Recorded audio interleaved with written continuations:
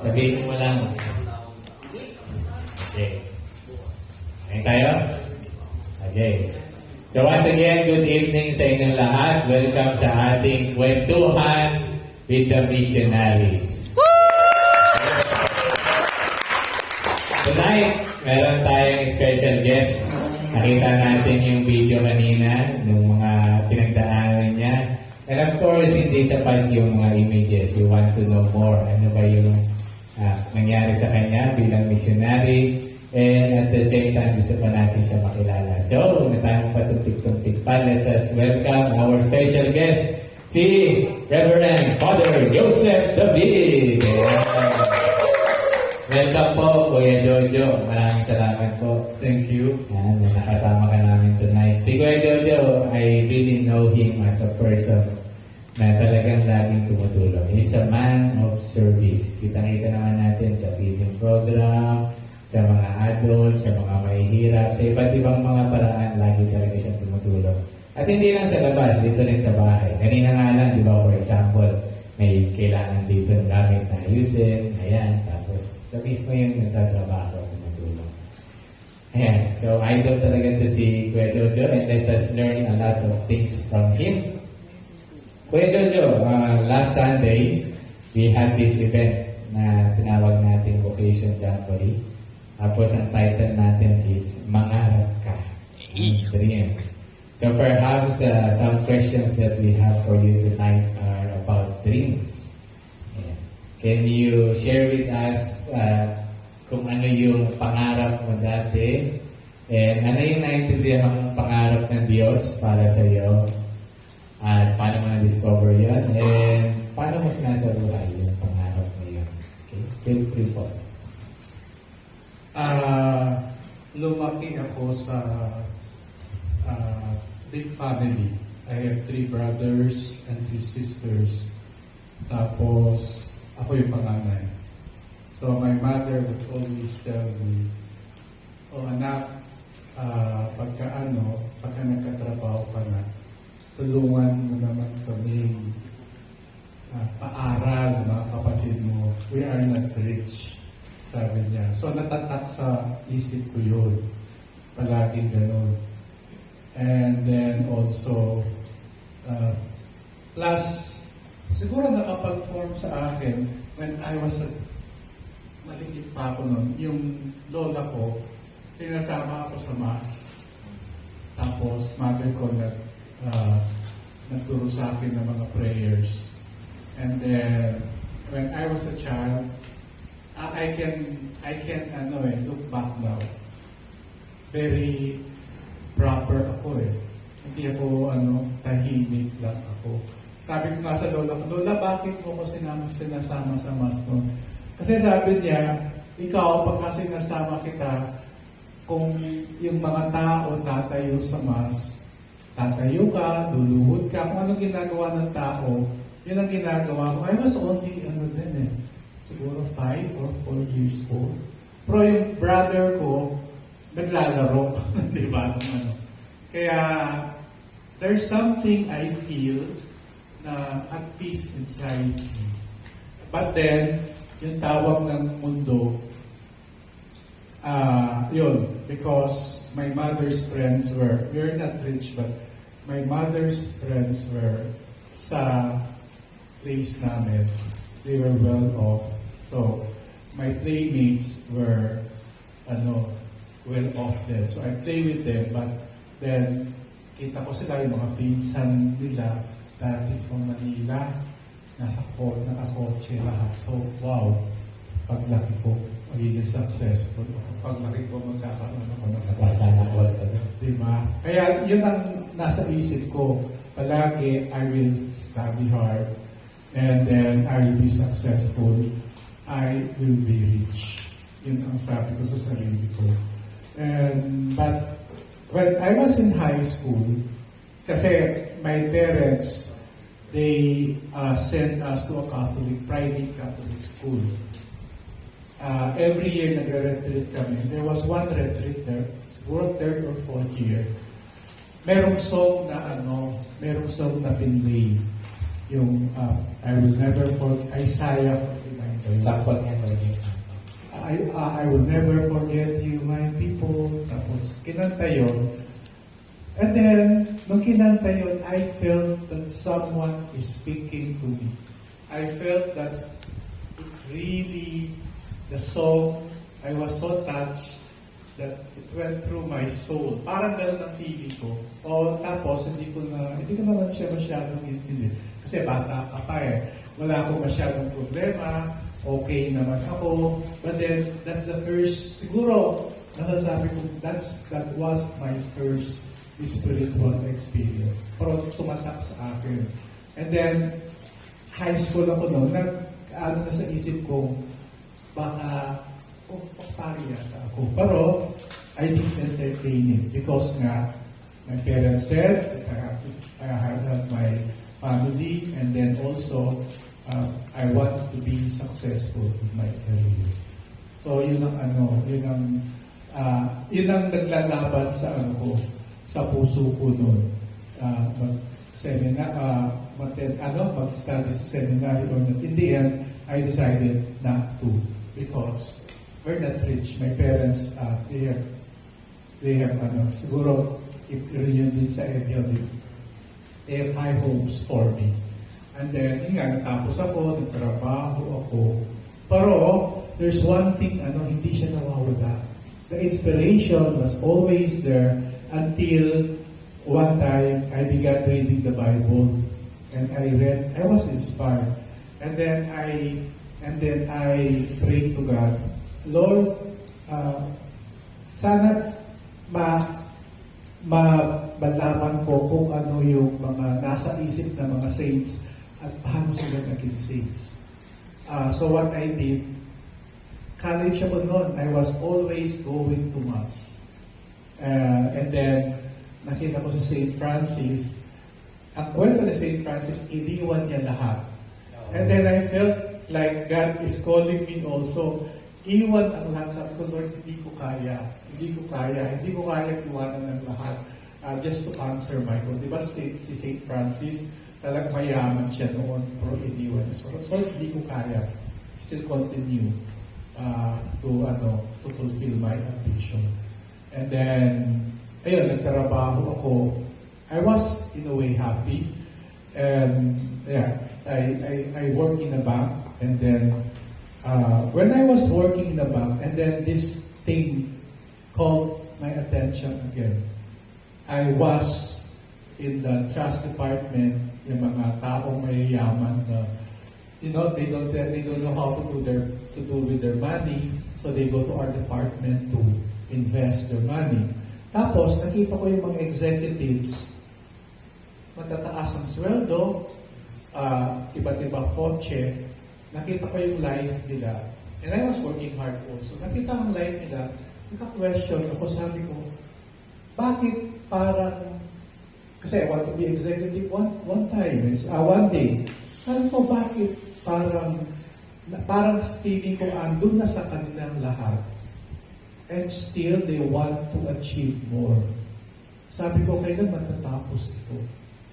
So, yun nga. And then, I began reading a lot of books, even Khalil Gibran, the Muslim. I was reading it. Yun ang naging way sa akin really to think seriously about my vocation. But I still resisted. Kasi maganda naman yung work ko. I was working in RCBC. And then I enjoyed life. Pero I was there. I was discouraged in a way kasi people look so decente. Elegant, di ba? But then, nung na-discover ko, they were having an affair with the married people were having an affair. That again questioned my mind. Ba't ganon? They were supposed to be role models, pero bakit yung life nila? Bakit ganon? And then, kaya siguro walang nagsasabi sa kanila. walang nag-criticize sa kanila. And even myself, one time, imagine that rampant that one time the secretary, she tried also. She tried to have an affair with me, and I was so innocent. It was in really my first job. It's one time, so ingat kayo. One time, I was so young, and then sabi niya, inom tayo. Ako naman, bago lang doon, inom kami. Shaky sa Makati, inom kami. Tapos, kami lang dalawa. And then, ako kasi adventurer din. And I was young. Tapos, take isang picture kami ng beer, imagine. And then, afterwards, sabi niya, alam mo, wala akong uwian eh. Saan kaya ako uwi? Alam ko ang ibig niya sabihin. Buti na lang, sabi niya, Cavite pa ako eh, I cannot go home. Tapos sabi ko, buti na lang ka, I was new, wala akong pera, wala akong alam na hotel. It saved me, you know. It saved me. Sabi ko, ano ka na lang sa mga pinsan mo, kamag-anak mo yan. So, kuya ko, umuwi rin siya. Pinauwi. So walang nangyari. Buti na lang. Kung hindi, baka ngayon may anak ako, di ba? Bautak si Padre. Hirap maging pogi. That was my first experience of ganun pala. So, ganun pala sa mundo. And I continued my work. That time, after 5 years in the bank, talagang that inspiration was getting stronger. And so I applied sa Carmel, because when I got hold of the books of Saint Teresa of the Child Jesus, kilala niyo siya, di ba? Saint Teresa of Avila, Saint John of the Cross.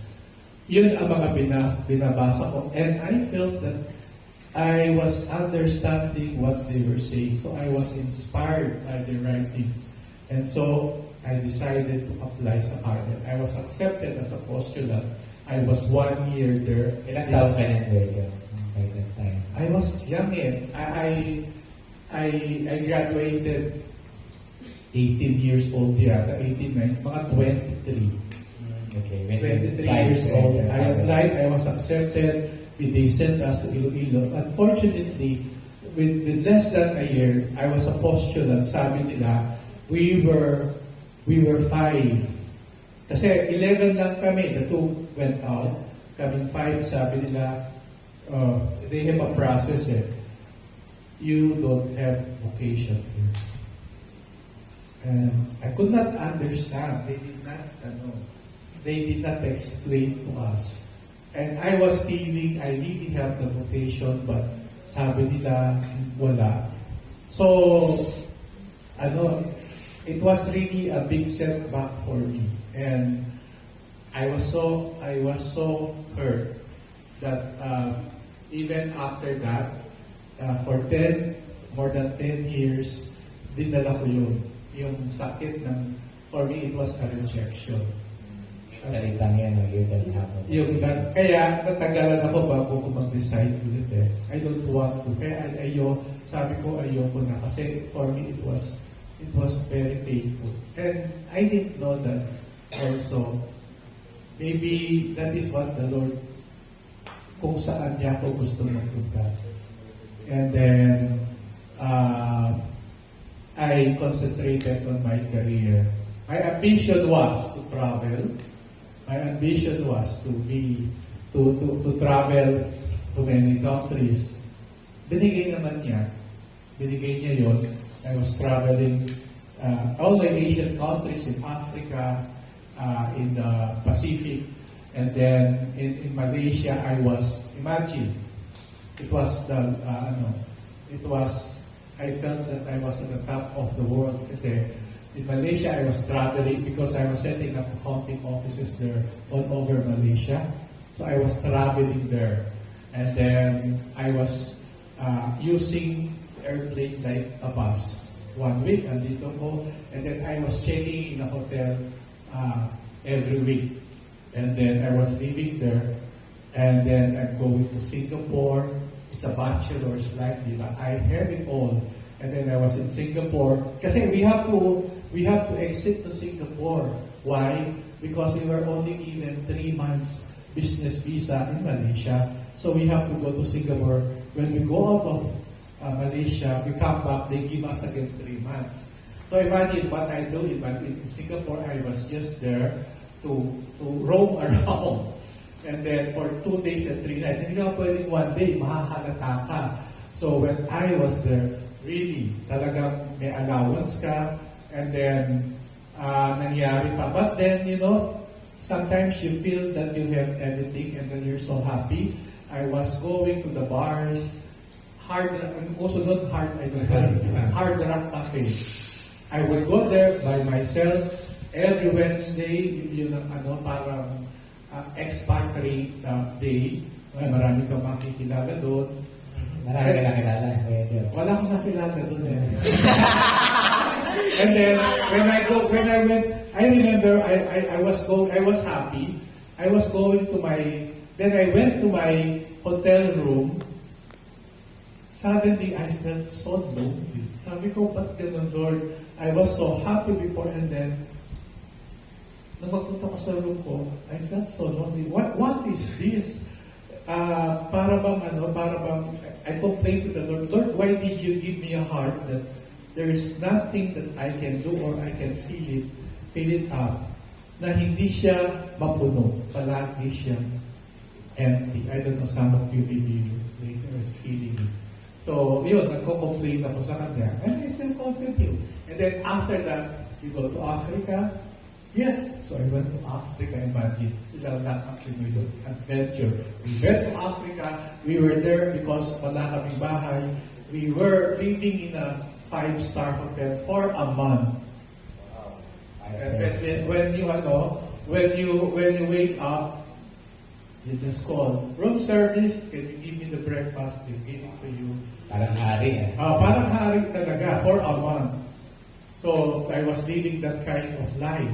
And I was enjoying, but for a while. Parang, okay, I was enjoying it. Hindi Anyway, kulang pa rin. Okay, maybe you're thinking girlfriends I had also. But, Girlfriends? Allah! Sa akin, kulang. In fact, I had my first girlfriend when I was in high school. She was my childhood friend. Ayun na, tapos naging girlfriend ko siya. But then unfortunately, napunta sila ng States. So, nagkahiwalay. And it was like a story in the film. I was a poor boy, and in our place, sila yung pinakamayaman doon. So, I was so shy that time. And then, parang inisip ko, hindi kami bagay. So, ganon. But then later, I had also girlfriends. But parang andun na kayo, parang sa akin, it's kulang pa rin. But I continued my life. But because of that experience sa Carmel, ayoko nang isipin. And my prayer was, ang prayer ko noon, kasi I was working from one company to another. And my prayer was, Lord, sabi ko, can you take this inspiration from my heart? Lord, alisin mo na to. And you know what? He did not. Even just for a second and for a day, He did not. Because when I went back, napagod na ako sa abroad. I went back. I was hired by a Japanese company. And then later, in a distribution company by McKinsey. They hired me to form a audit department, because yung yung maraming nandadaya. So they don't have audit department. So they asked me to organize the audit department. So I did. And then later, I was, the last position I had there, I was a senior manager. And then they gave me, every 5 years, they were changing my car. Diba? Sasakyan, yung cost yung binibigay nila, you don't buy, sasakyan mo lang, libre na gas, everything, maintenance, pati lahat, libre yun. And then after 5 years, you have an option. Kasi they want to do that so that you will stay. And then, you have the option to purchase the car. Just 25% of the purchase price. Yun lang for you to be able to own that car. And then of course the salary. And because before, magastos din ako, alam nyo. And I was a victim of this credit card. Nung hindi pa ako na-promote, nagkautang-utang ako dyan sa credit card na yan. Kasi pag credit card, di ba? Ano ka lang, pipirma. Swipe ka lang na swipe. Hindi mo alam, lumalaki na pala ay my utang went as high as 200,000. Wow. At binabayaran ko lang yung konting yung payment tsaka yung interest, imagine. So, nangyari, nung na-promote ako, kasi ang sabi ko, kinikwento ko sa mga tao, you know what? Doon pupunta ako sa department store. Di ba pagkapunta ka sa department store, dami ka nakikita, marami kang gustong bilhin, o hindi mo naman nabibili. Tapos, shopping lang. Diba? Tapos sabi ko, Lord, kailan kaya ako pupunta sa department store? Na mabibili ko yung gusto kong bilhin. Tapos may pera pa ako sa bangko.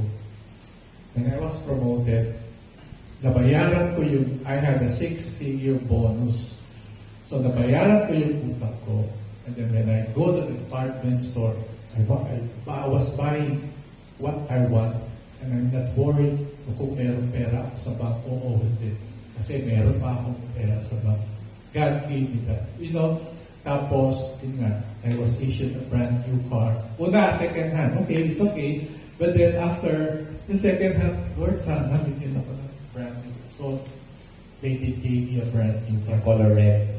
Not red eh. Pero, tapos, nung natapos na yun, nung mag-resign na sana ako, sabi ko, Lord, pagka pinalitan yung kotse ko, I hope what they'll give me Honda Civic Black. Aba, nag-resign ako, yun ang binibigay nila. Lord naman, sabi ko.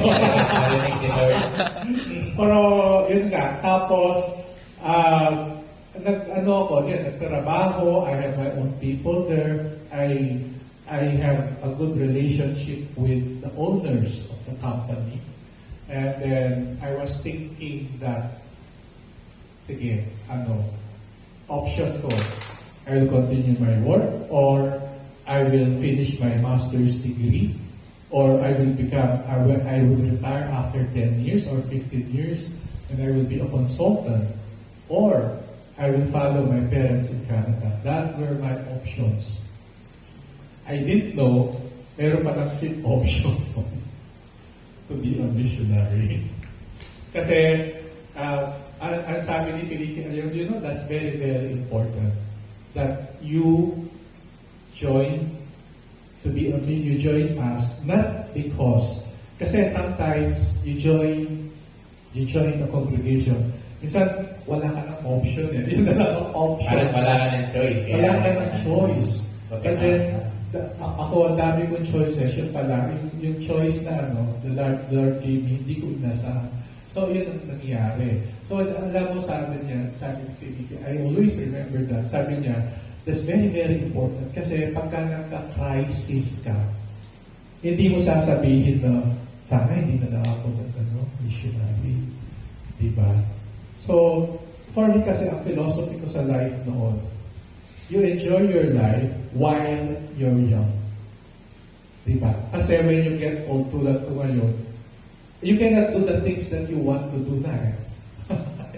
And so, yung gayahin Pero lang, I really enjoy life. Yung mga friends ko sa bank noon, pupunta kami sa Friday evening, pupunta kami sa Batangas.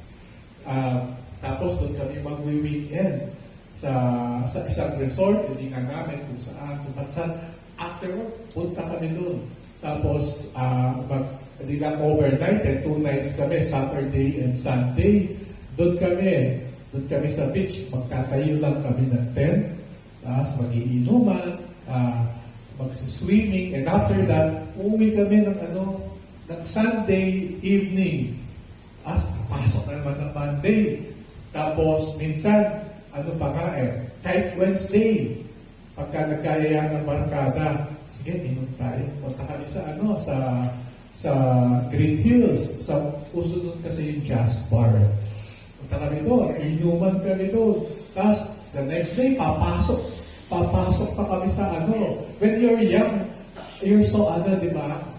Hindi mo sa kami, hindi mo na-feel kahit napuyat, stress kami uwi. The next day, papasok pa kami. But there was a time, weekend, I will not forget that. There was a time, weekend, imagine, punta kami ng Green Hills. Nag-inuman muna kami ng hard before going there. Tapos, yung pala yung hard, yung tsaka yung beer, pagka hinalo mo, hindi maganda. Kasi ako mabilis ako kasi mabilis akong uminom. Later, mapagal na. Yung palang hard, tandaan nyo to, yung palang hard, sumisipa later. Sumisipa yan later. Kaya ako mabilis uminom ako ng inom. Papunta namin sa bar, beer na lang, so naghalo. Okay lang ako. Kasi ang sarap andun ka, tapos may mga songs na pagka familiar, lahat nagkakantahan. Ganon. We went to the bar. Doon pa nga kami sa bar Tapos, hindi ko alam na lasing na pala ako. Medyo ikot-ikot na. Nag-CR ako. Pumunta ako sa CR. Tapos, nadulas ako. Naka-white shirt pa naman ako. Talagang dulas na napahiga ako. Tapos, ayoko, buti na ako ng tao. Kaya pala, tapos pagbalik ko sa bakit yung shirt mo? Bakit ang dumi? Sabi ko, di ba lang?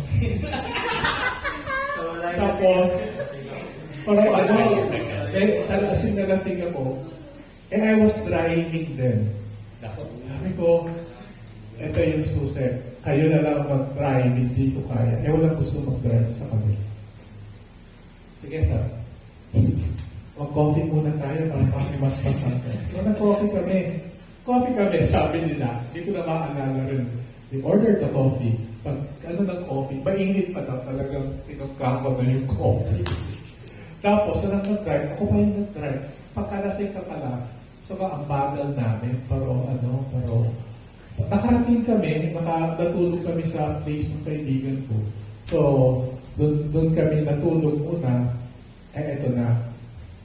Pag-gising mo sa umaga, ang sakit-sakit. Diba? Sinusumpa mo yung hindi na ako yung bang masusuka ka pero wala ka ng susuka. Tapos yung ulo mo parang mabibiyak na hindi mo wala nangyari. Mabibiyak na parang ang sakit, sabi ko, no way, hindi na ako. Hindi na ako malalasing. Parang yun. At I was just an adventurer. But then, in spite of all of this experience, I felt the hand of God. That He protected me. Kaya sabi ko, yung secretary na gusto magkaroon ng affair sa akin, hindi siya natuloy. Tapos yung mga adventures namin, very clean adventure. And even outside the country. I wish, kinakwento ko na kina Jeno, I wish na makamit ako. Yung last time, yung last day ko na sa company ko, yung sa Mackenzie, na-assign branch visit ako sa Cebu. And then from Cebu, uwi na ako. Tapos mga last days ko na sa company. Alam niyo yung ginawa ko. Because Bohol is near there. I have a trip to Bohol. I went to Bohol. I checked into there. I have the money. I checked into their beautiful, the biggest hotel. I went there. And then, prayer ko, sana may ma-meet ako dito. So, hinahanap mo yun. I was alone. I was there in Bohol. Alam niyo, wala akong na-meet. I was there in the pool. in the pool. I was having dinner there in the pool. Konti lang, sabi ko, tatay, konti lang. Paano na ngayon? So I went home, wala rin. So, Bigo.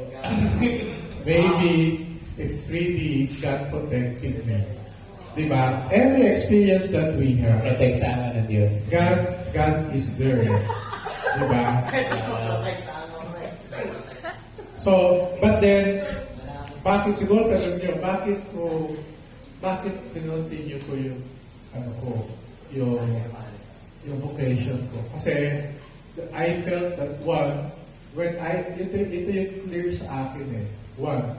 When I attend a wedding, even a very beautiful wedding, hindi ako naiingit. My sister had a very beautiful wedding.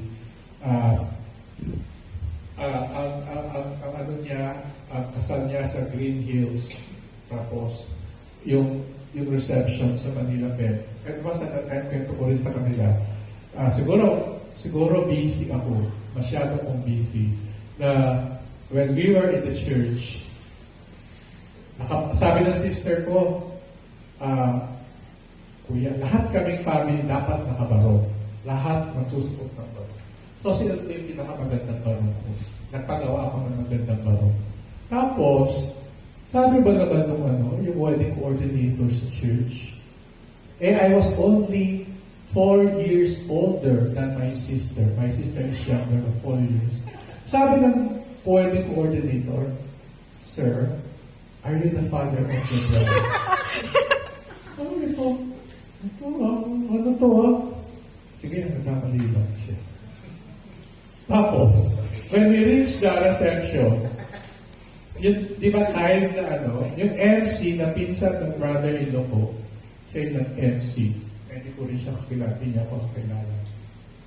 Tapos, and it's a time that the father would dance with the bride, di ba? He was looking for my father. Ginamitan ako.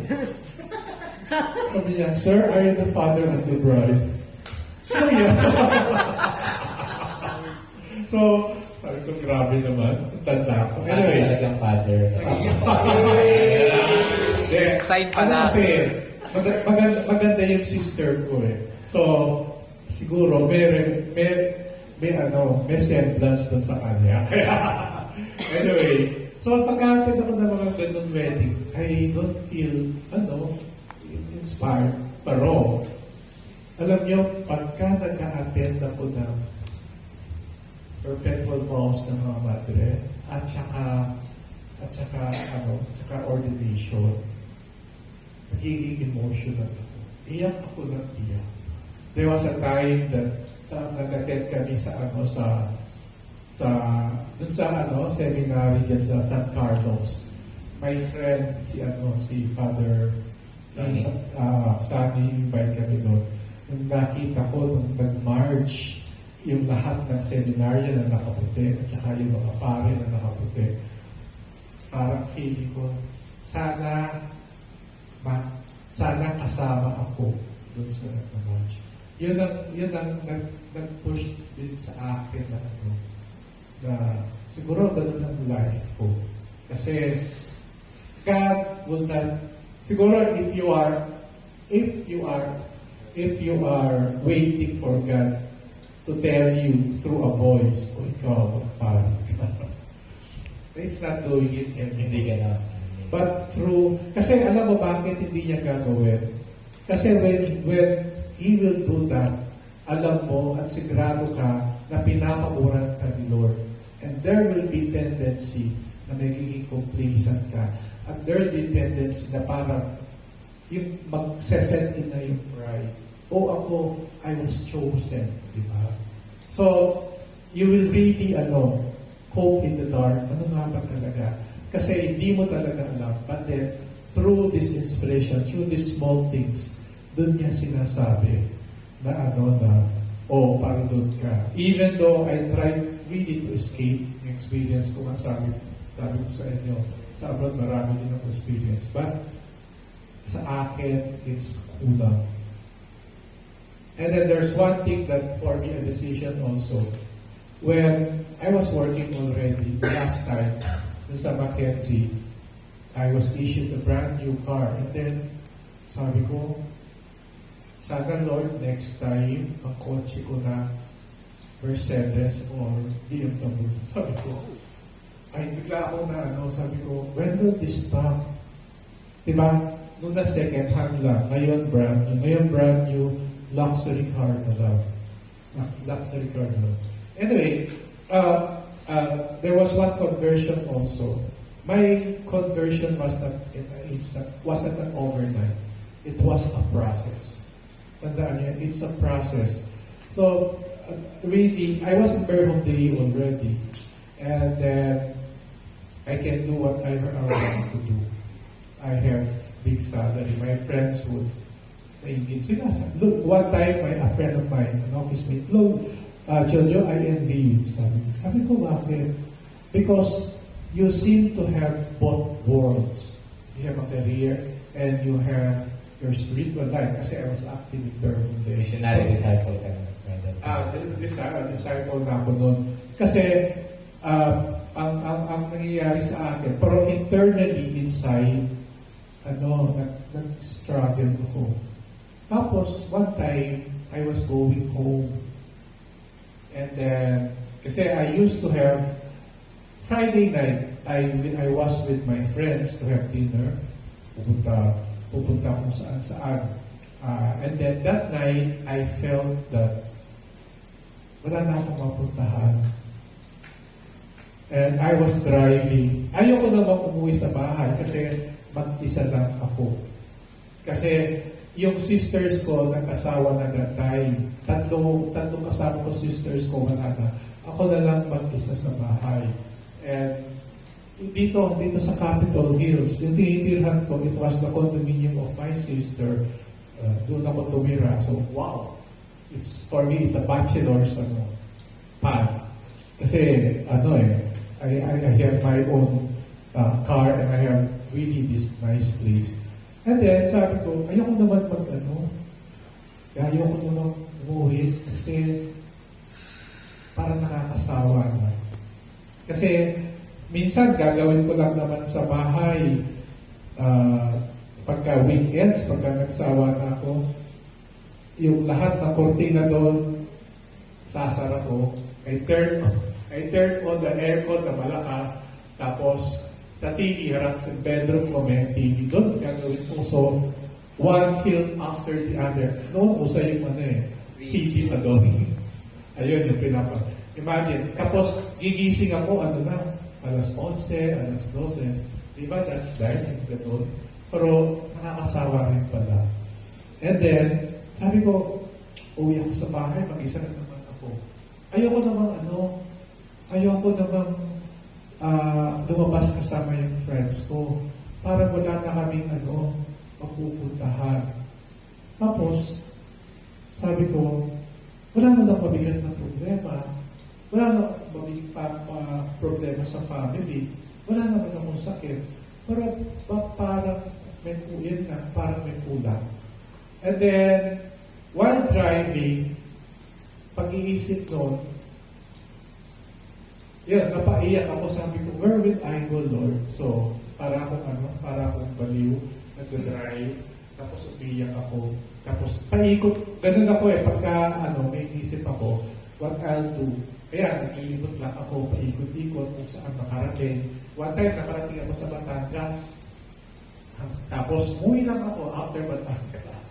Umuwi lang ako sa Manila na naman. So, paikot-ikot lang ako. So, sabi ko, Lord, where will I go? And then, the drama ako sa sarili ko. Umiyak ako, I don't know, I'm not satisfied, I don't know what to do with my life. And then, nung nahismas-masan ako, nung nag-settle down ako, in a way, I heard the voice of the Lord. Sabi niya, I was asking Him, what will I do? Alam mo, sabi niya, you have done what you want to do. Ginawa mo na ang gusto mong gawin. Sabi niya ganun sa akin. Why don't you do what I want you to do now? Kasi ginawa mo na gusto mong gawin eh. Pero parang paikot-ikot ka lang eh. Bakit hindi mo ngayon gawin kung gusto kong ipagawa sa'yo? O nga, no, sabi ko, ang dami-dami ko nang tinry, pero parang wala din nangyari sa akin. So sabi ko, sige Lord, sige yes, gagawin ko na. And then I remember that passage, come to me, all of you are burdened, and I will give you rest. Iyak na naman ako. Kasi I felt His comfort, I felt that He's, in spite of that He's welcoming me. Come to me, all of you are heavily burdened, and I will give you rest. Yun, I followed Him, I want to, sabi ko, sige Lord, gawin ko na lang, I will be the best disciple of Birth of Day. So, I really was, ang ano ko lang noon, ang intention ko is to be the best disciple of Birth of Day. So, kaya doon, when they asked me, I was living still in Capitol Hills, and they asked me to find a place. Nakita ko yung place dito. Ako yung nakakita ng place dun sa isang At tapos, kasama ko yung every Saturday and Sunday, andun ako sa kanila. Whatever they need, kailangan nila ng transpo, kailangan nila Jojo, kasi they're all foreigners, anong kailangan nila, I was there. I didn't really intended to join them that time. Pero I was just trying to straighten my life. Pero, and this is what the Lord, nakikita ko rin, what the Lord will do it. Unti-unti kanyang igagay. Hindi kanya hindi kanya i-force na gawin ang bagay na hindi ka pahanda. And that's what He did to me. Because He respects our freedom. Imagine, meron kayong freedom ngayon to do whatever you want. Diba, yung friend mo, pagka nagkakamali siya, minsan, pinipigilan mo siya. But the Lord will not. Ang gagawin niya, habang nagkakasala ka, habang ginagawa mo yung kasalanan mo, umaandar yung conscience mo. And after doing it, lalo pa siyang andun. Pero hindi niya, He will not really strike you with lightning mode. Di kaya paglaho ka na, kasi nagkasala ka, you committed a mortal sin in them. That means that He will give you another opportunity to change. Diba? So, yun ang So, the more I think of that, the more I really feel that I will love Him. Because He will not force you to do what you are not ready to do. So, yun.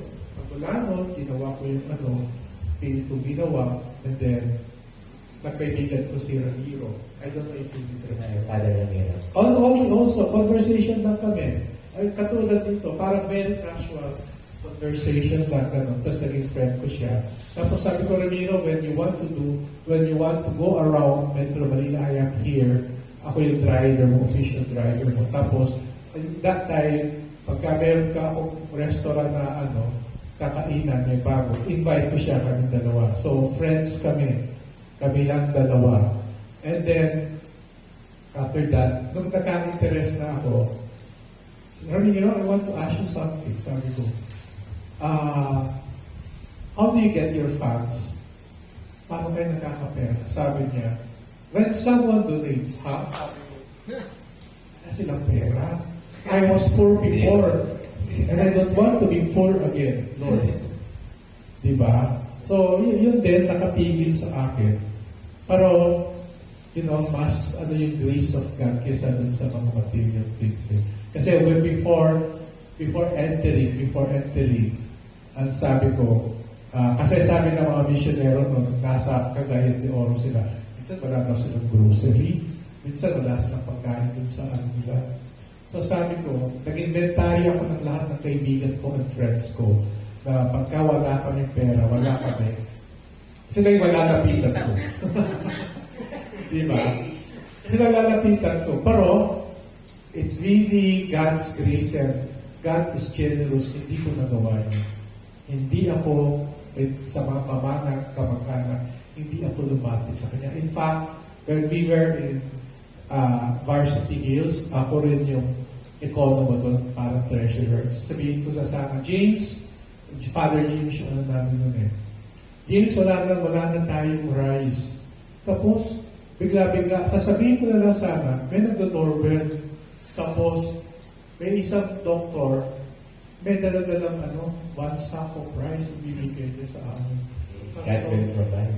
God will provide me. So don't worry. Don't worry about these things. Di ba? And all these things shall be added unto you. Yun ang natututunan ko. And up to now, God is providing. Di ba? You don't worry about that. I was worried about my parents. Lord, sino yung who will take care of them? Wala na silang trabaho. Tapos, pagtanda nila. And then, my brother went to Saudi. From Saudi, he went to Canada. At nakasettle siya doon. And afterwards, kinuha niya. Ngayon, na sila nakatira. So sabi nila, so ano pa yung worry mo? Di ba?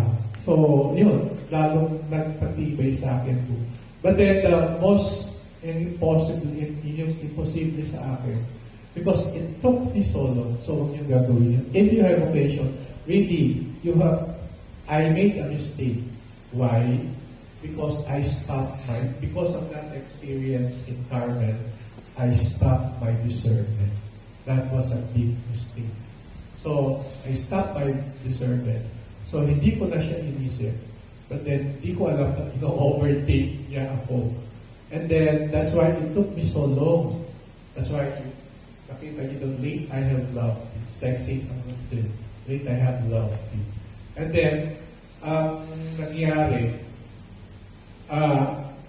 nung 36 years old ako, kasi only the congregations in the Philippines would accept only after 35 years old. Nung 36 ako, Lord, okay na, wala na. Hindi na ako accept. I'm already 36. No congregation will accept me. Yun pala si Berhom Day yung mag-accept sa akin. So, nangyari yun kasi one time, I was really, lumalakas, every time lumalakas yung inspiration sa akin. So, nangyari nun, nabasa ko dun sa newspaper, the Benedictines accept up to 45 years old. And I was then 44 years old. So, nag-discern, that time, doon ako nag-discern ulit.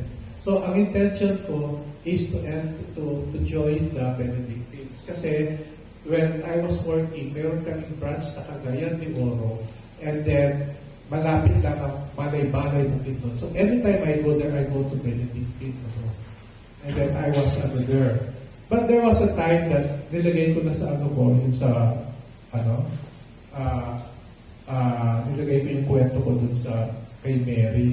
Yun nga, there was one time na discern na ako. Sabi ko, mag-discern ako hindi sa birthday, parang neutral ground. So, nag-discern ako dyan sa Senecal Sisters.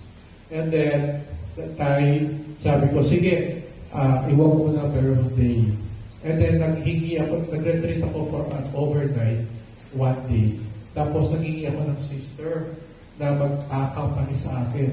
Tapos, nung nakampany ako ng sister, tapos sabi niya, she gave me the word of God. Tapos sabi niya, you pray. Sabi niya, the word of God. And then pagkatapos, share ka kung ano yung mga prayer. Sabi ko, iniwan ko birthday. Ganun din pala yung pagkagawa sa akin, parang birthday, di ba? So, yun, nag-pray ako. I was there for a day. The whole day, I was there in the chapel praying. And then I prayed to Mother Mary, Mother, what will I do? Talagang where will I be? I cannot leave my job. And then, while praying, matagal siguro, mga na yun, it was around like 3 o'clock yata. I was there, and then I was looking at the tabernacle. Ang lang doon is the tabernacle. Walang ibang other image. I was praying, and then I closed my eyes, and when I opened them, I was seeing at the corner of my eye, an image of image of Mother Mary. Para hindi siya apparition, parang yung, ano nyo yun, yung picture, yung matagal yung, tignan, tapos alisin nyo, parang nakikita nyo. Yun ang nakikita ko. Pero at that time, wala akong image ni Mother Mary sa akin. Pero yun ang nakikita ko. Yung image ni Mother Mary na ginagamit natin, yun yung image doon sa chapel. Ginagamit natin sa birthday. And then, I close my eyes. No, lang to imagination. I close my eyes. Then I can Mulat ko, naman siya? 3 times. Andun siya. And then I said to that sister, sabi niya, maybe you consider birthday. And then, okay. Tapos, yun, dumating si Herson, naging spiritual director ko siya. We processed it for a year. And before I knew it, nagkaroon ng formation course. 6 kami. And the invitation of, hindi ako in-encourage eh. One time na lang, sabi ni Herson, so, you want to join us? I was alone. So, I joined him. Kaya, and after that, sabi ko, I never looked back. It was, in a way, smooth. I never had a major problem. So, guro dun sa studies because in my equation of being a missionary, I didn't expect na I have to take philosophy. I don't like philosophy, generalized philosophy. I don't like philosophy. When I studied college, I want to be just in the support group.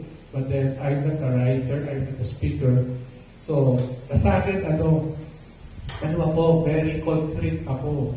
Like in math, 1 plus 1. The concrete takes under already.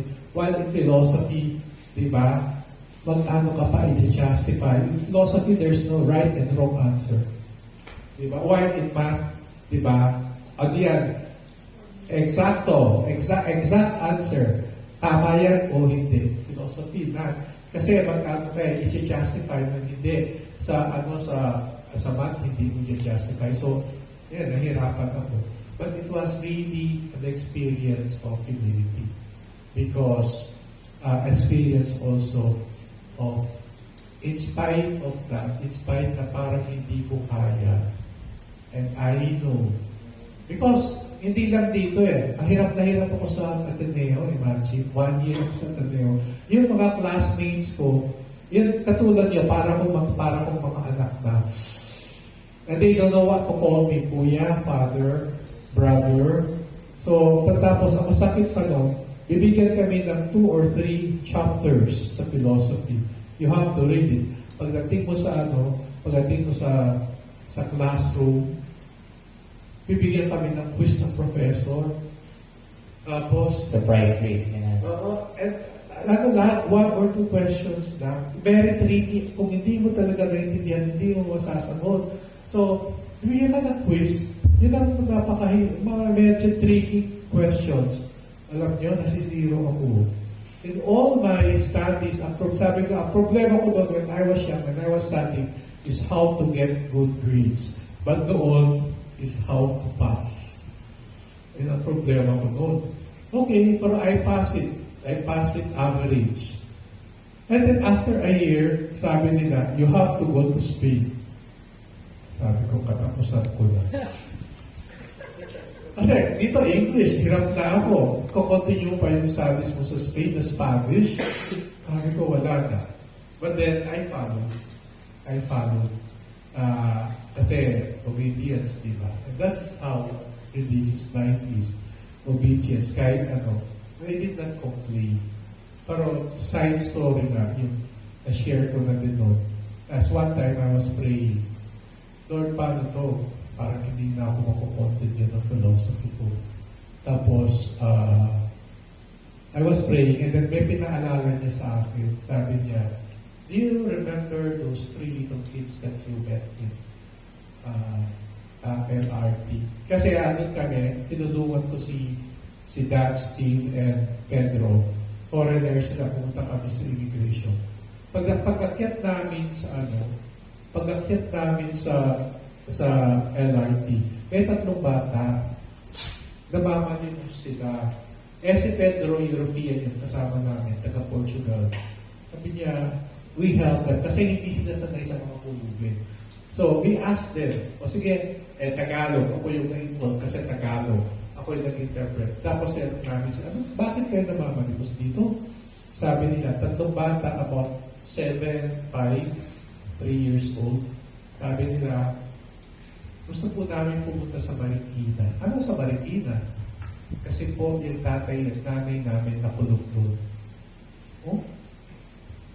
Sabi ng brothers, sige, ang ginawa, binilihan namin ng ticket, papunta at pabalik. Tapos, sabay kaming sumakay ng train. Tapos umupo kami. Sila hindi umupo. Di ba may part doon na may space na walang upuan? Doon sila naawa. Pero, sabi ko, baho naman ng mga bata ito. So, doon sila. Kaya hindi ko na sinayayang umupo doon sa may upuan. Tapos, umupo sila doon. Tapos, doon sila doon sila. Nung umandar na yung train, umiyak yung 2 bata. Sabi nung kasi siguro yung first time nilang sumakay ng train, LRT. Tapos yung ingay siguro natakot sila. Alam mo, sinabi ng nakakatanda. Sabi nung niyakap yung 2. Sabi niya, huwag kayong mag-alala. Narito ako. Hindi ko kayo papakaya. Sabi ng bata. Tapos, pinaalala sa akin ni Jojo. Tapos sabi niya sa akin, sabi niya doon, alam mo, sabi niya, tignan mo, saan ba kinuha ng bata yung sinabi niya? Wala naman natitigda sa kanya. He knows how to love his younger brother and sisters. Ang bata-bata niya, but he knows how to take care of his brothers and sisters. Saan nanggaling yun? Hindi ba sa akin nanggaling yun? Sabi niya, di ba nanggaling sa puso? And, di ba, I have written my laws into your heart. Kung sabi niya, kung yung batang-batang yun, sabi niya, hindi niya pababayaan ang kapatid niya. Ako pa kaya pababayaan kita? Diba? Sometimes kasi feeling natin, pinababayaan tayo. Hindi. Kung yun, hindi niya pinababayaan, hindi kita pababayaan. And that gave me the courage to, sige, no? Kahit nangyari. So, then, hirap ako. I lost 10 pounds, 10 kilos siya today. Diba? Nakita niyo yung picture, kaya ang laki-laki ko doon. Tapos I lost, kasi we eat rice once a month. Tapos puro gulay, puro green salad. Tapos ang lamig-lamig pa. And then yung mga, dati hindi ko lang alam ngayon, makakapunta ako. Hindi ko lang alam yung mga seater nila. Hindi talaga Talaga mainit. Hindi talaga, yung plaka natin, square, hindi gano'n sa yung may sila yung hindi talaga mainit. So pagkagabi, may blanket na ako naka-jogging pants, naka-medyas, tapos naka-sweater, naka-jacket, tapos may blanket ka, tapos may ka pa. Ang lamig talaga. So, yun, mahirap, pero ang message niya sa akin, sabi niya, kahit mahirap, I will be with you. Matthew 28:20, I will always be with you until the end of time. And then, nung na-experience ko yun, sabi ko, ito yung pwede kong i-share sa mga, I was thinking of the people in Pansol. Sabi ko, alam ko, nahihirapan din sila. Ito yung pwede kong ma-share sa kanila. That even to your pinaka-painful experience, hindi ka pababayaan ito. And yun ang sa akin. And then, kinuwento ko kay Gerson, spiritual director ko. Alam mo, sabi ko sa kanya, hindi ko alam kung paano ako nakapasa na. I did not fail any subject. Tapos, we had also Greek. it's good that I finished my Latin here in Ateneo. Pagpunta namin doon, we have to study Greek. Imagine, I am studying Greek in Spanish. So, hirap na nga ako sa Spanish eh. So the professor would speak Spanish and then yung mga Greek words, so the-transfer ko sa, in my mind, the-transfer ko sa Greek from Spanish and then Spanish to English para maintindihan ko na. Ang hirap talaga. But the miracle was, nung Greek to ko, nung natapos ko na natin, I was so happy. And then yung final exam namin, during the Mass, si Belen, ang professor namin, during the Mass, she approached me, after the Mass, she approached me, sabi niya, Jojo. Yeah. Nilapitan niya ako, sabi niya, you got 1 your grades. Kasi if 1 is the highest, your grade is 1. I was surprised. Paano nangyari? So, it's really God will help. Hindi ko natutunan talaga, pero God helped me. And then sabi niya, nung kinikwento ko sa spiritual director ko yun, alam mo, sabi niya, now you know, you pass all those subjects not because of your intelligence, but it is the help, it is the grace coming from the Lord. And it is true. God will always be there. Yung sabi niya, I will always be with you. Kaya kinwento ko para wala na kayong question. Mahaba na yung kwento ko. So wala na question, no? Thank you so much. Wow, kalaktakan natin si Jojo. Kitang-kita natin yung proseso. Ang daming take-away sa totoo lang ako. Pinaka-nakastruck sa akin. Marami nakastruck sa akin. One point na hindi ko makakalimutan is yung moment na nagdadrive ka. Nagdadrive ka, wala ka naman pupunta. Hindi mo alam kung saan ka pupunta. And that was a very emotional experience when Jesus told you there na you have been doing what you want in your life. How about doing what I want for you? So it's like the transition from living out your dreams to the dream of God. And then from there, tuloy-tuloy na nagbigay na ng signs and ways si Lord how to live out, how to follow Jesus. Ayan. And I'm sure maraming tao ngayon ang be-blessed because of your yes sa iyong vocation, Kuya Joe, as a missionary, as a priest. And this time, we can have our questions and answers. Kung meron kayong mga gustong tanungin, it is our chance to know more. Okay. So, pwede kayo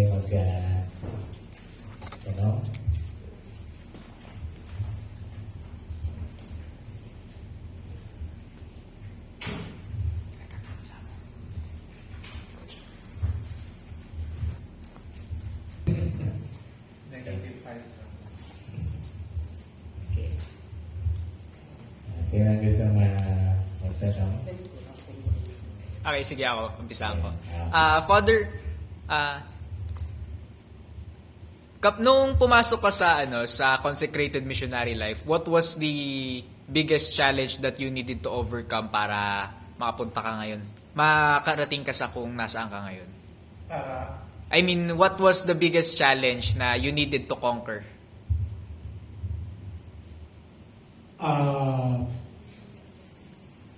Nung pumasok ako, I have to give up my career. Yun lang challenge na eh. Kasi I was telling the Lord, I've been working for more than 25 years. I built up my career and then, iwan ko na lang. But the next challenge was, andun na ako, tapos, nahalo ako dun sa group na parang nag-i-start na naman ako ng to number 1. And I was accomplishing a lot of things before. Nung napunta ako doon, parang wala akong ginagawa. When I was working, the president would sometimes approach me when pagka may decision siya gusto gawin, he approach me, ano bang gagawin natin dito? Kinukonsulta ako. Nung andun kasama na ako dun sa anim, naging parang ordinaryo, ano ka na lang, So, minsan pa nga, kasi ako yung pinakamatanda. Tapos minsan, ako pa yung inuutusan eh. So, parang yung bigla, yung experience of, sabi nga nila, humility. Na, nag-start ka na naman sa one, tapos, parang, yun ka lang, bumaba ka na naman. So, it's mahirap tanggapin, pero you have to accept it. And then also, yung nasanay din ako na about yung life ko, dumating ako sa point na okay na yung a life of comfortable life. Tapos, yun, nung ando na naman ako, nung pumasok ako, yung mga na-enjoy ko doon, noon, wala na. It's like, I don't ride a public vehicle before. When I was working, I had my own car already, at saka matagal na panahon, hindi ako nagta-tricycle, hindi ako nag-jeep, hindi ako nagta-taxi because I have my ano. And then also, tapos noon, naka-bike lang ako, tapos nagta-tricycle, naglalakad lang. Tapos, noon,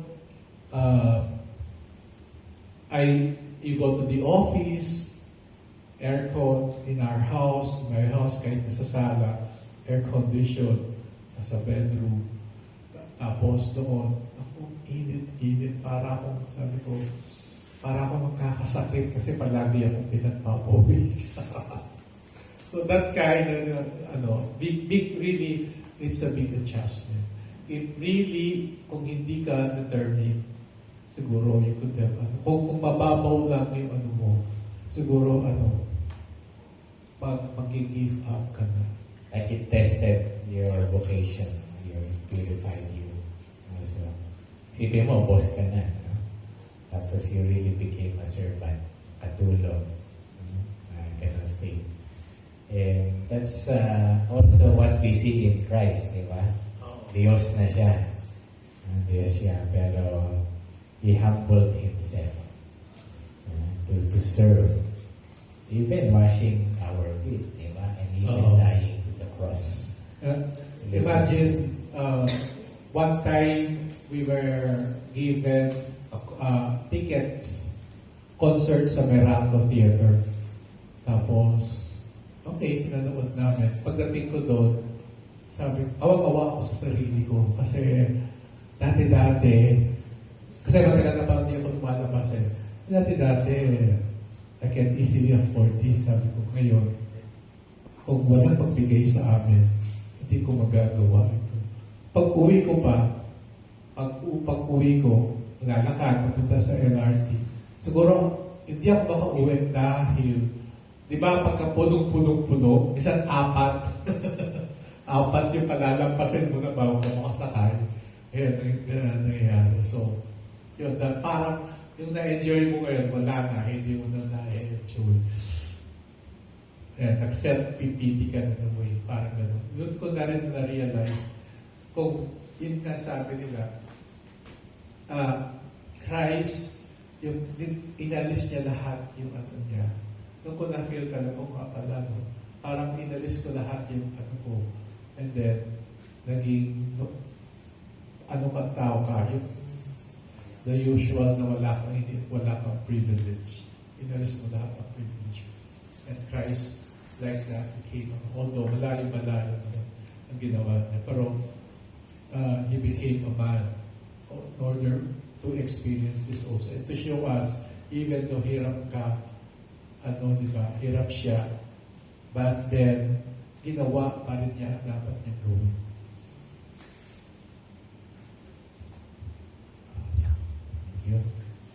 You can read that. Thank you. It's Philippians chapter 2, 1 to 8.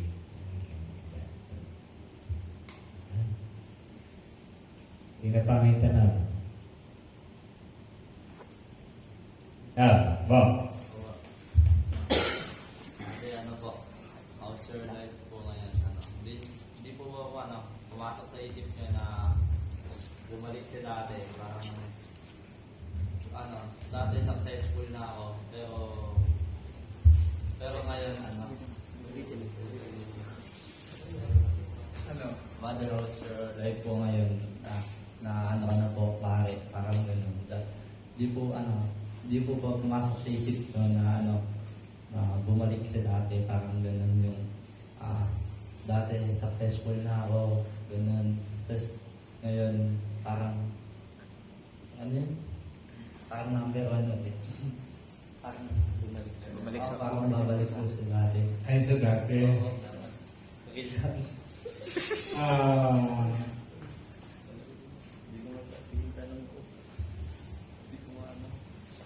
Sa akin kasi sabi ko, as like what they say, been there, done that. Kasi in a way, siguro kung hindi, marami akong experience na kasi na ginawa ko na pero hindi ako naging happy. So, minsan sumasagi pero alam ko na sabi ko, alam ko na ang dulo nito Kung babalik na naman ako sa dati ko, alam ko na naman ang mangyayari sa akin. So, naging happy naman ako, pero that's not, and in a way also, I'm happy now. And then also, there is, that there is also a spiritual joy and consolation that the Lord gives that the world cannot give.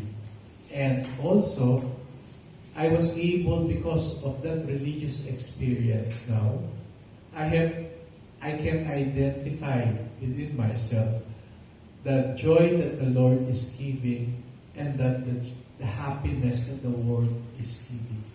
They're very different.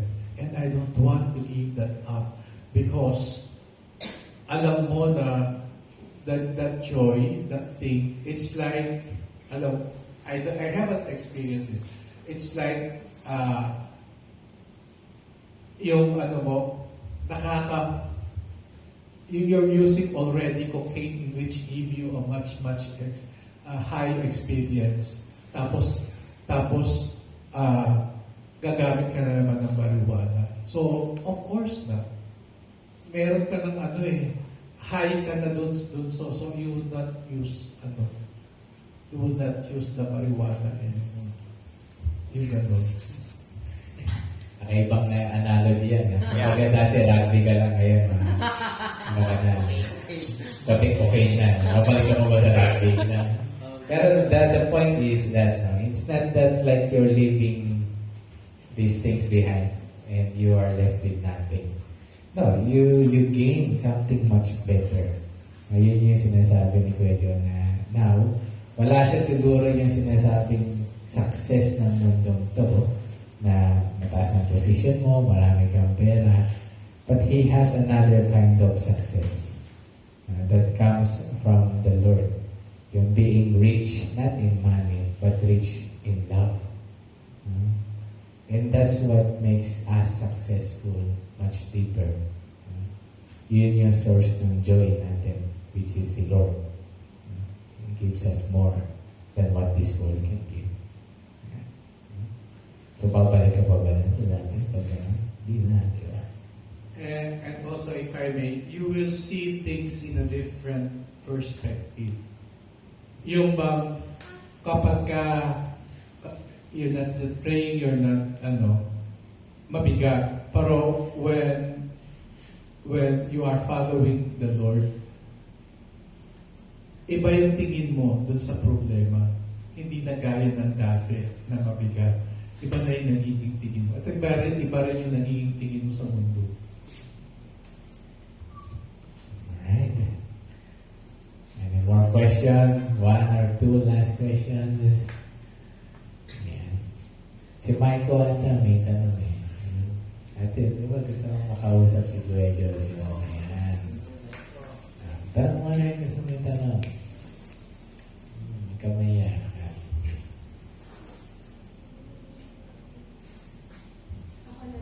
Sitar mo na habang kinocompose pa yung tanong niya. Please.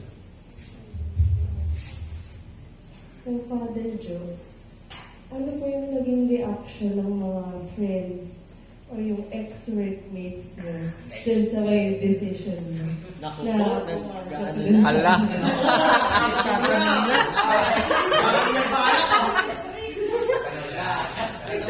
Tanong mo lang po eh. Okay po yun. Yung reaction ng mga friends ko, mixed eh. Yung iba, naintindihan ka. Yung iba, hindi. Tapos, at ang pinaka, ano ko doon, ang pinaka nag-struggle ako. Kasi, yung girlfriend mo, wala na, matagal na kaming wala nun eh. So, wala na siyang pakialam sa akin. Kaya lang, ang pinaka medyo mahirap nun, yung parents ko ayaw nila. Hindi sila agree sa akin kasi the mothers are, you know how mothers are, no? Sabi niya, saan ka? When I told her, wala ka ng trabaho, wala ka ng pera. Pagka nagkasakit ka, sino mag-aalaga sa'yo? Saan ka kukuha ng pang-hospital mo? Saan ka kukuha ng pagkain? Kasi they know that missionary life is hard. So, ayaw talaga niya, for many years, hindi siya mag-agree. Tatay ko, he was so disappointed because yung bahay namin sa Pampanga, naapektuhan kami ng lahar. Nakita niya kasi, my parents now are just living with my brother. Kasi yung bahay namin, first floor na tabunan na ng lahar. So, my father was thinking to rebuild our house. Pero hindi, nung nalaman niya na hindi na magagawa yun. So, my father did not talk to me for a year. My mother ayaw na talaga. Pero, the Lord helped it for me to, for them to understand it. And now, very supportive sila sa vocation. They even went here sa ordination ni Kwentuhan. Oo nga, noon talagang ayaw nila. Ngayon, nung malapit na ako, nung mag-graduate na ako, palagi naman tawag ng tatay ko sa akin, okay lang kang ordain. Gusto ko pagka-ordain ka sa Pampanga. Yung lahat ng kapatid mo, I will tell them para yung bakasyon, isang date lang para lahat kayo andito. Ganun. It's very proud now. Kasi nga, may siguro, at bihira lang magkaroon ng anak na pare, di ba? So, he's very proud now. Pero noon, ayaw nila.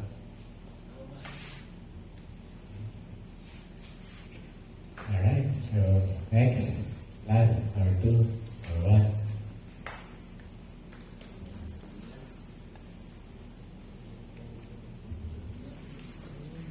Ginawin ko. Tanong mo na yun. Hindi ka makakatulog niya. Baka di makatulog. Panigo, di na kayo yun. Kung hindi sa'yo nagkabukas. Hindi pa yung ulit.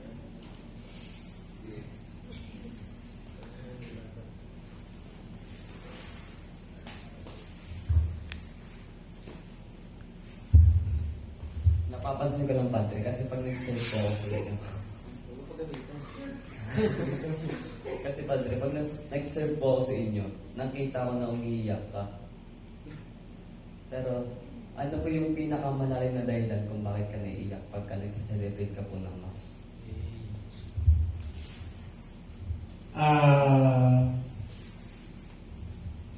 Yung Mass kasi, if you really, siguro, I would say that I still receive graces from the Lord. That really, I feel His presence. Kasi, kaya nga nakikita niyo ako palaging nagmamas. Kasi when I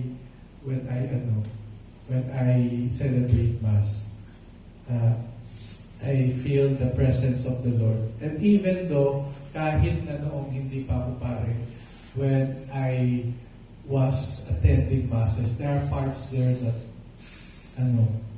para bang yung feeling mo, yung sa look, the road to Emmaus, they were saying that fire burning in your heart. That's how I feel. And it's a grace from God. Because in a way also, He's encouraging you maybe to do pa. And that's what I'm telling, parang, yun nga, naka-feel ka na, naka-high ka na, so bakit pa ako magmamariwana kung wala ako ng cocaine? Eh, bulis ko talaga yan. Oh. Di ko kasi ano yan. Di ko alam experience. And then, just to describe kung gaano kalayo yung niya, agwat niya na talagang this one is really a different experience. There was a time that I was in LGB. During one of those first mass I had there, and then I was consecrated. That time I was saying, this is Jesus Christ, the Lamb of God, who takes away. This is the Lamb of God who takes away the sins of the world. I was there, daming tao. When I was calling it there, the crack, hindi ko nakayanan, nag-crack yung boses ko, tapos, yun nga, medyo naging emotional ako. And then, I was quite embarrassed to, showing that to people. Baka hindi nila maintindihan bakit. And then, afterwards, sabi nung nag-comment yung yung lector nun, alam niyo, Father, naiyak din ako. Sabi niya doon. So, because when you celebrate Mass, people also will feel kung gaano ka rin ka-serious eh. Kasi sabi ng professor ko, tama eh. Sometimes it's not it's not the other priest who just say the words, but these words are really sacred. So, if you really, you can feel them and you feel the presence of the Lord. It really shows your faith and Jojo in the living presence of God there in the Eucharist, which nakaka-apekto sa tao rin, no? To see that with the eyes of faith. Na it's really Jesus. It's not just a bread, it's not just a symbol, it's really Jesus there giving His life once again to us, reminding us how much He loves us. And ako mismo, also, I nag-celebrate kami dito. I really feel there, Jesus giving Himself to me, to us, every time na nag-celebrate si Jojo ng Mass. Because of His sensitivity, His gift, His grace there in the Eucharist. As a priest, it shows that it's really your vocation. It's your vocation. Imagine, it is the real present. Minsan, hindi ko nga mahawakan eh. Kasi pag, imagine you're holding God. God, inahawa. And the best gift for us, priest, is that through your hands, your bread and wine, nagiging Jesus Christ. Diba? And then, hahawakan mo siya. And then, that means that the Lord trusts you. Kasi, you're holding God into your hand. Diba? You're holding God. Minsan, hindi ko mahawakan pero this is the Lord. Wow. And He's just so small that I can do anything about it. Kaya, wow. It's a very experience. And this is what the Lord will give you. It can give to you also. Because andun siya talaga eh. If you only try to understand and assimilate He will give it to you also eh. Because sabi nga niya, ask and you shall receive, seek and you shall find, knock and it shall be open unto you. I hope nasagot, Michael, yung tanong mo. Hindi dahil lasing si Jojo kaya siya naiiyak. Hindi dahil nakalami ng mokpo or what. It's really Jesus there. Baka misa-misa sa patay kasi. These are the consolations that you experience that also yung joy, di ba? Na-experience mo kayo ng joy? You remember them. You always remember them. Because these are the things that when you are, yun yung ano ni rule ni Saint Ignatius, di ba? These are the things that the Lord give it to us, not because we are worthy, not because with our soul, because of your merit, He will give us. It's because of His generosity, and these are the things that we will remember when we are in a way desolation. Pagka minsan nadi-discourage ka, minsan that's the temptation of our enemy. Ma-discourage ka, don't want to continue to bear from day anymore. Kasi palagi nila ako binubuli. Ay, meron ka ganun. Alright. Anyone else? Hindi makakatulog?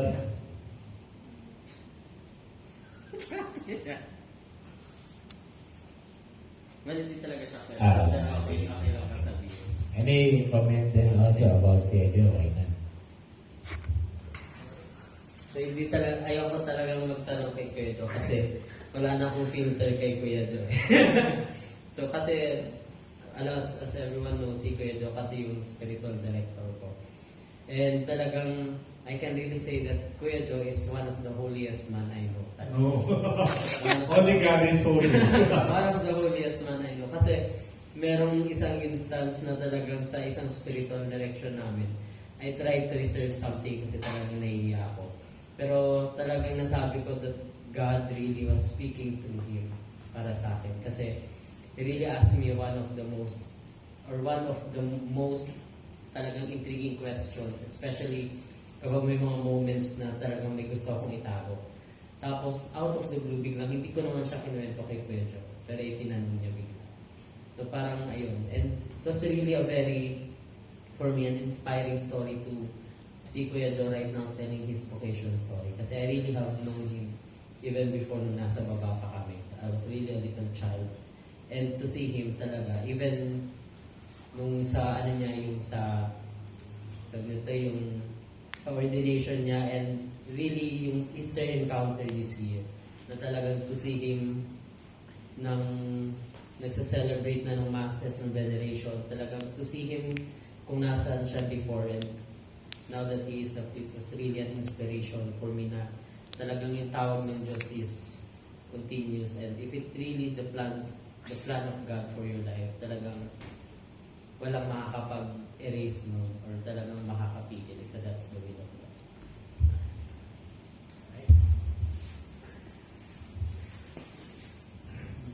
Thank you so much. Ayan, so we have enjoyed our moment with Kuya Jo. Maraming salamat po sa inyo. Isa sa mga bagay na nire-remind sa atin ni Kuya Jo is when you experience already that vocation inside your heart, huwag mo na patagalin pa. Yun yung sinasabi niya na if as early as you can follow God, give your whole life to God. That's it.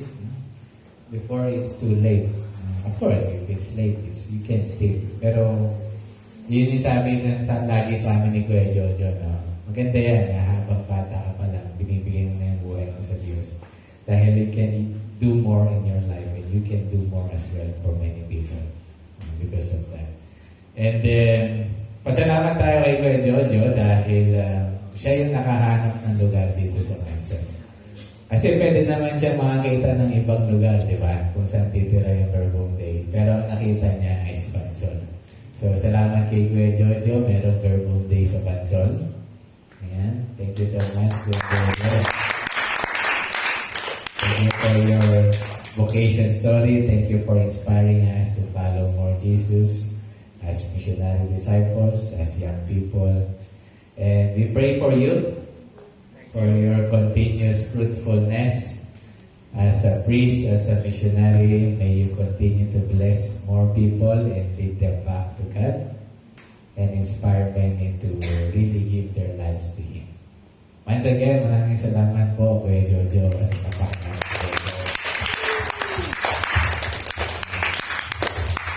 Next week, ayan, meron na naman tayong in-invite na special guest.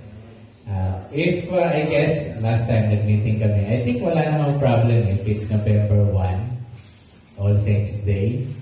Siguro may bibisitahin kayo. Pero, I think we can continue, di ba? 7 p.m. dito to 8:30 p.m. And we will have a special guest. She's a living saint. Hey! She's a living saint. Abangan niya na lang kung sino siya. She will be our special guest next week. Alright? So let us end with a prayer and then picture, of course, picture with Kuya Jojo.